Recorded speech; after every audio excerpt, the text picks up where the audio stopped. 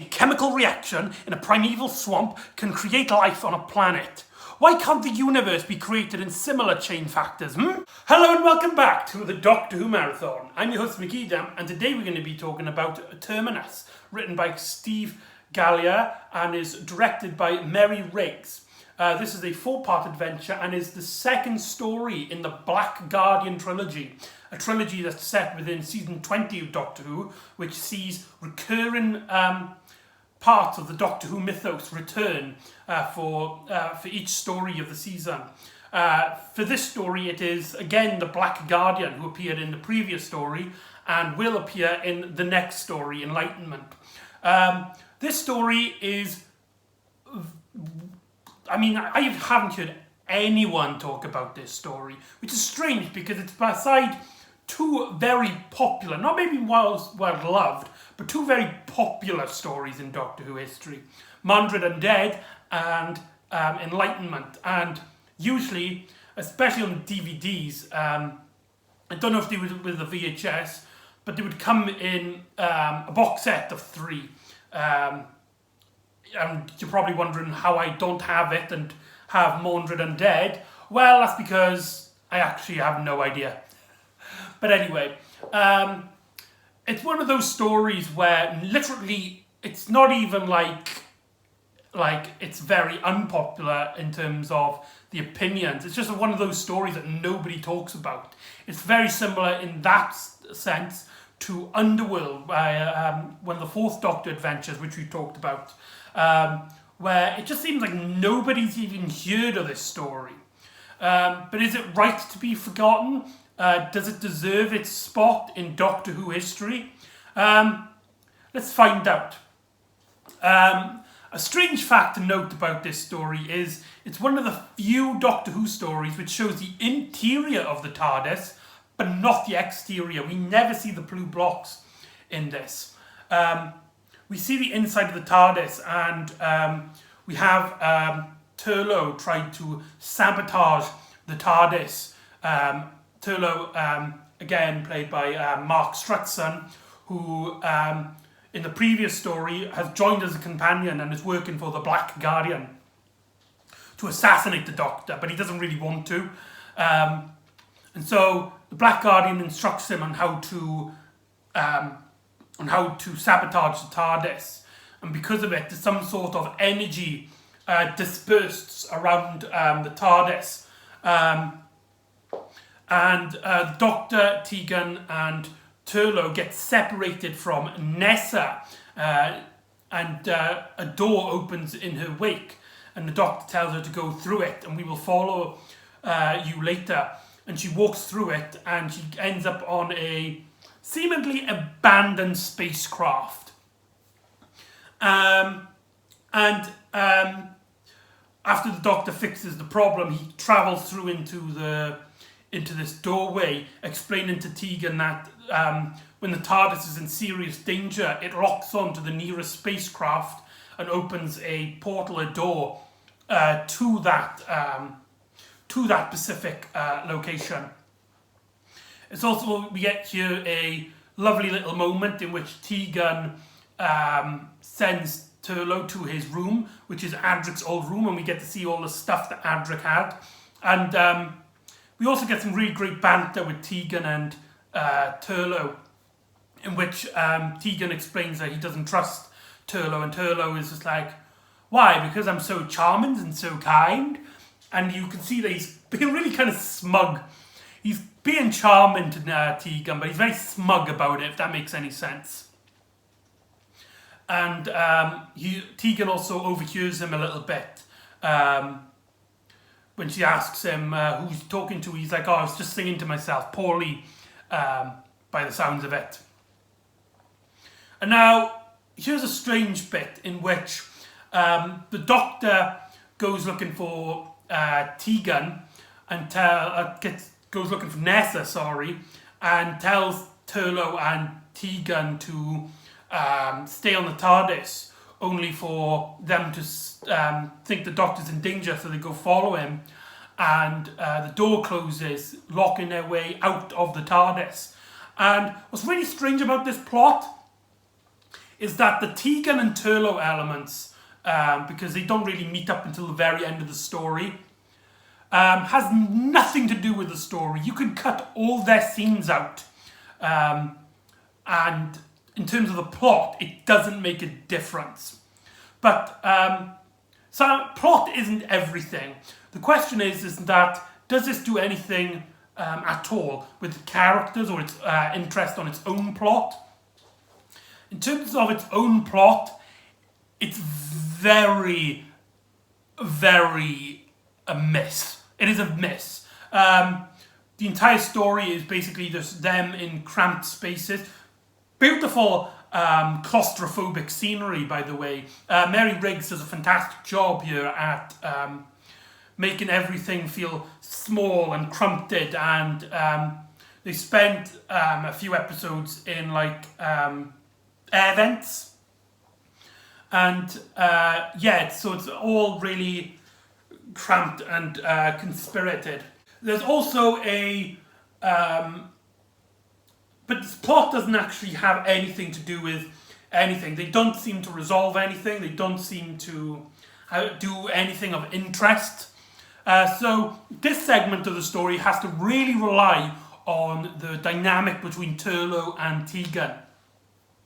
And although I think there is stuff to talk about here, I think there is some interest in which Tegan slowly learns to be more forgiving of Turlough, and Turlough, you can see he doesn't really want to. He just doesn't. He starts really basically showing his true colours as he's just really desperate to get away from Tegan. So their kind of plot kind of shifts a bit from Turlough pretending to like the characters to try and gain their trust, to being like, I just fed up with this, please take me away from her, to Tegan, who originally didn't trust Turlough, to actually kind of liking him. Maybe not trusting him completely, but liking him a bit. But the problem is that it's way too little for the amount of screen time that they get. Majority of their scenes seem to just be stolen for what the Doctor and Nessa are doing.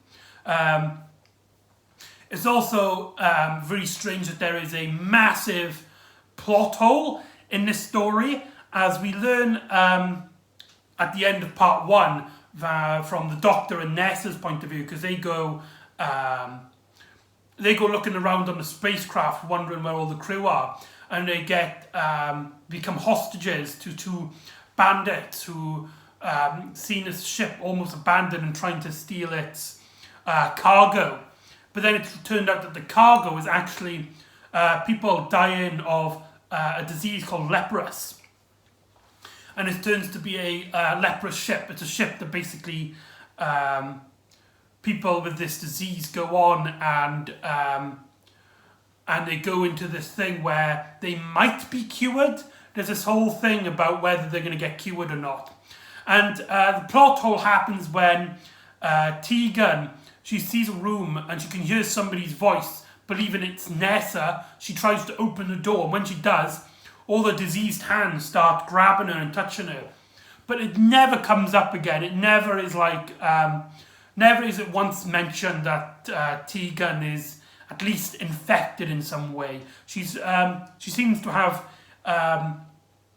had no issue, didn't carry the disease, which is really strange because Tegan actually does capture it as the Doctor and Nessa walk past some of them, and Nessa becomes really ill. It is also here that she starts feeling very faint as the Doctor and Nessa try to figure out what's going on. And it's another bit where the plot separates again. So we've not only got a back of the ranch storytelling, but we've got a back in the ranch storytelling within the back in the ranch storytelling. So basically there's 3 plots going on. The Doctor's plot, the Nessa plot, and the Tegan and Turlough plot.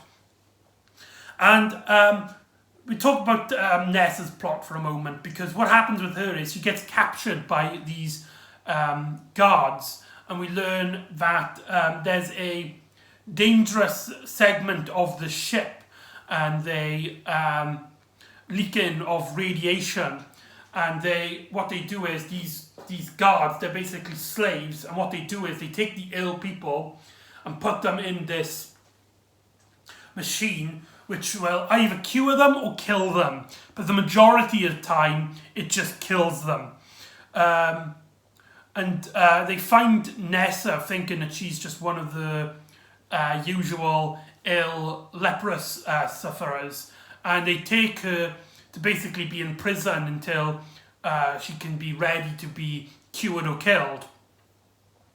And they treat them like rubbish, and they push them out of the way, and they don't treat them like human beings. And Nessa kind of experiences this ill world, this ill culture.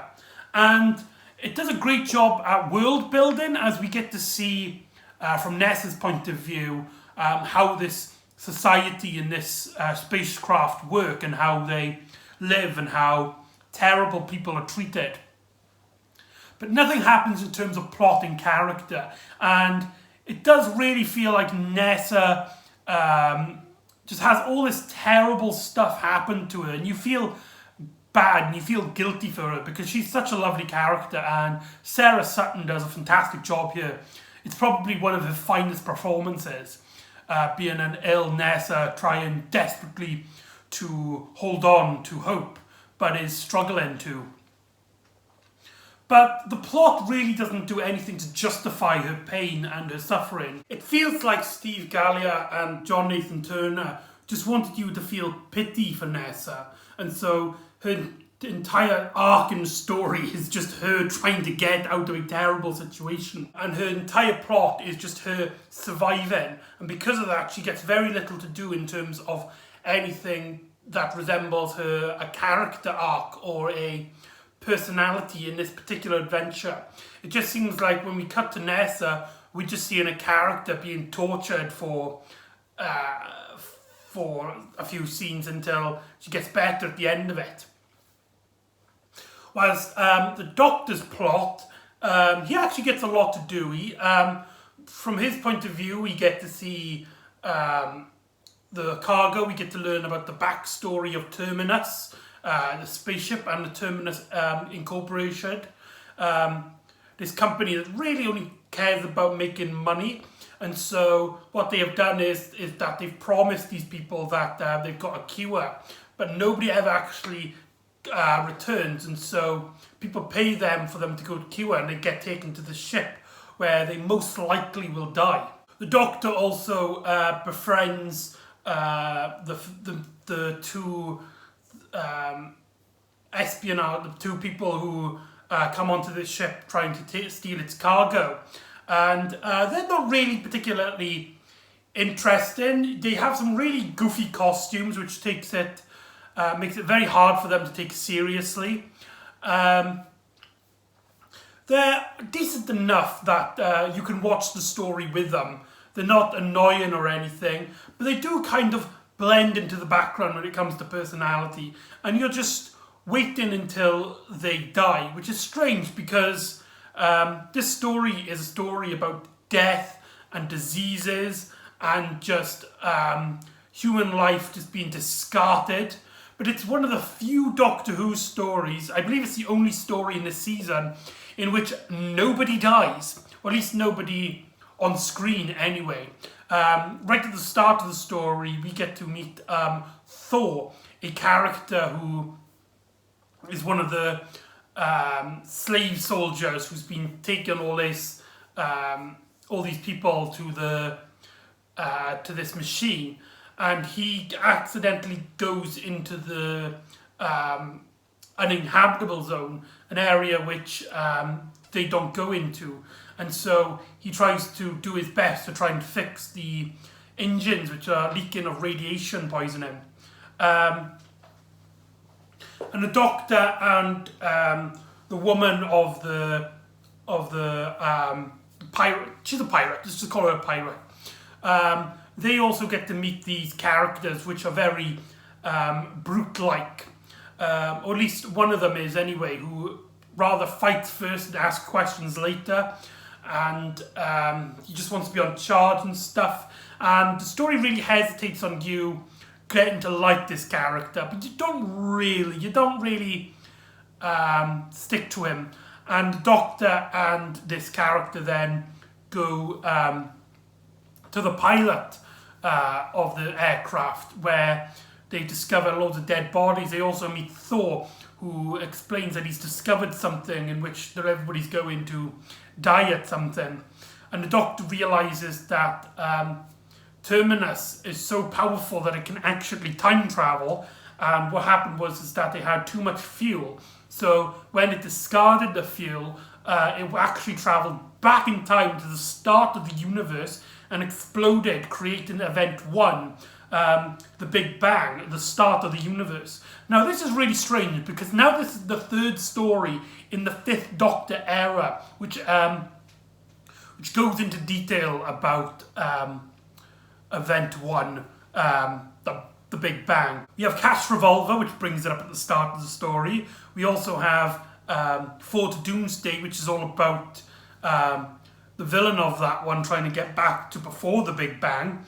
And now we got this story, which kind of explains how the universe started, which makes this plot much more bigger than originally intended. I really don't like this whole little element of that they created the universe by Terminus. It seems really forced to try and give this story much more gravity to the plot than it actually has. Because you've got this lovely, I'd say lovely, you've got like a nice playground for creativity on a lower scale, as you've got these diseased and this and Doctor trying to work out like a cure or something. But instead of going like that, we've got the whole the ship created the universe, and now if it does the same thing again, it'll end the universe, it'll kill everything in sight, so we've got to stop it before it's too late. And in terms of the virus, in terms of the ill passengers, it doesn't affect the Doctor's story at all. Really, if you took it out and you just had this whole plot with the Doctor and his soldiers and the broken ship with the fuel, you could have had a much more tighter story. Or in my opinion, what would be better would be to get rid of that and the Doctor and the crew trying to focus on saving the ill people and at least getting them better treatment, as these soldier characters just basically treat them like garbage. Now, Peter Davison does a very fantastic job at getting the intensities of what this story needs. When he realises that it's this ship might have created Event 1, he kind of brings out a little bit of Hartnell as he does the thing, which would be a very iconic bit of the First Doctor.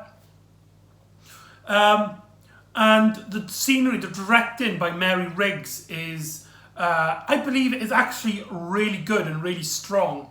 And it does a great job of making you feel really claustrophobic in this adventure, which might work to the benefits of the set, which are much more smaller in tone. I think Mary Riggs does perfectly at making the smaller sets.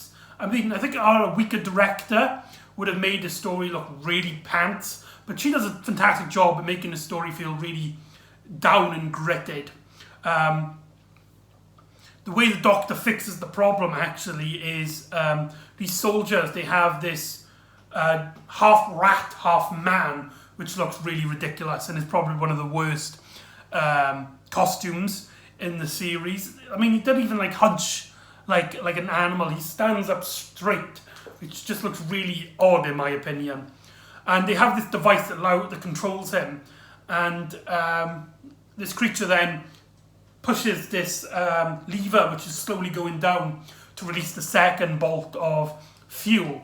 But this giant rat creature stops it, and he asks the Doctor to destroy the machine to give him his freedom back. And the Doctor does so. And it's supposed to be a nice sweet somber moment, but this creature doesn't really do anything. It doesn't really have much of a character that we don't really get invested, apart from the fact that he looks like a cute rat man.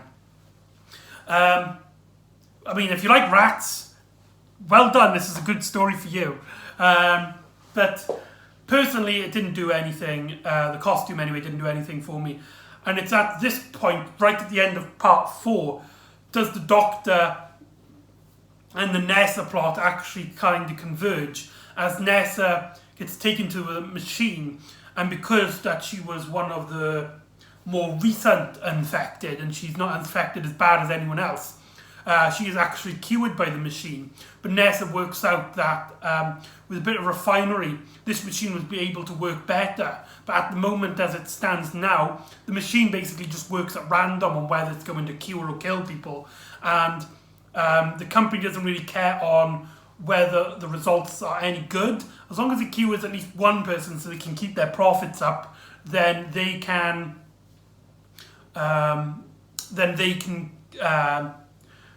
keep their money. Which is really strange, because at the start of the story, one of the plot points is that nobody returns from Terminus. When you get this illness and you get there, you're never seen again. Presumably, you die. But here they actually do state there are some survivors that have previous happened, but it's a very rare occasion. So what happened to them? What happened to the few survivors? The story doesn't explain. And then we come up to near the end of the story, in which Tegan arrives to tell the Doctor that Turlough has actually found the TARDIS, and he's locked himself in it. Turlough trying to trick he tricks the Black Guardian into coming up with a plan to destroy the Doctor, but in reality he just his plan is to basically just steal the TARDIS so he can go wherever he wants to and leave the Doctor abandoned on this ship. The Black Guardian refuses and tortures Turlough and tells Turlough that the Doctor's coming. He's coming soon. And the Doctor's talking to one of the characters and is like, make sure these people are getting cured and getting prepared. But you see Tegan and Nessa talking in the background, and Nessa turns to the Doctor and is like, Doctor, please talk to Nessa. She wants to stay. And you say what you want to say about this story. You might not like it, you might even hate it, but Nessa's leaving is a really sad and a very powerful scene. It's just a shame that throughout the story she didn't have really much to do apart from having just the worst time, which makes you really struggle to empathise with her wanting to stay on this ship. Although she is like, in fact, Tegan states that if she stays here, she's going to die, and Nessa's just like you, I'm indestructible, and they have like a nice tear and crying moment. And I believe Nessa's actually one of the first companions to kiss the Doctor. She kisses him on the cheek, and you could see it in Pete Davidson's performance. This has really affected him. It's really hard hitting. And with this story, Nessa actually leaves the TARDIS crew to try and fix the Terminus machine so that she can make the people with leprous at least have a more likely chance of being cured, and if not, at least survive in the process. Which I think is actually a very noble reason to leave the TARDIS. She states that like the skills that she learned from Traken can be put to benefit on this ship. So I think it does a good job at letting Nessa go. But if you consider it throughout the story, it does kind of fall apart in terms of her character and where her character was growing and heading. And so the Doctor and Tegan by themselves head off to the TARDIS to try and meet up with Turlough. And Turlough sees the Black Guardian, who says that Turlough has now one last chance. He either kills the Doctor or the Black Guardian will kill Turlough. and the story actually ends on a cliffhanger, which with the Black Guardian just screaming at Turlough to kill the Doctor. And that's Terminus. Overall, you can understand why it's not an overlooked story. It is very mundane for your average Doctor Who story. It's very average, that's the best way I can say it. But there are some really good moments in this story, or at least some very hard-hitting moments that I think does justify this story and makes it worthwhile for watching it. I don't really recommend it unless you're a huge Doctor Who fan who wants to watch like every story like this weirdo. But I'm glad I've seen it. I'm glad I enjoyed it. There are definitely more worse stories. To see that one scene with Nessa and the Doctor and her leaving is a very powerful scene. There are some great character beats, some character moments with Nessa being like tortured basically, and you got Tegan and Turlough basically having their whole dynamic change due to their little pointless subplot. But like I said, it's pointless. And the Fifth Doctor gets a lot to do in terms of the plot of the story, but it's a jumbled mess. The problem with this story is that it's a jumbled mess in the writing department. It has a really great directing, really great performances. Just the writing could have been a lot better. So join me next time where we will conclude the Black Guardian trilogy and the Doctor, Tegan and Turlough interact into a race for enlightenment. Oh wait, that's the title. So join me next time for Enlightenment. See you next time on the Doctor Who Marathon. Ta-da.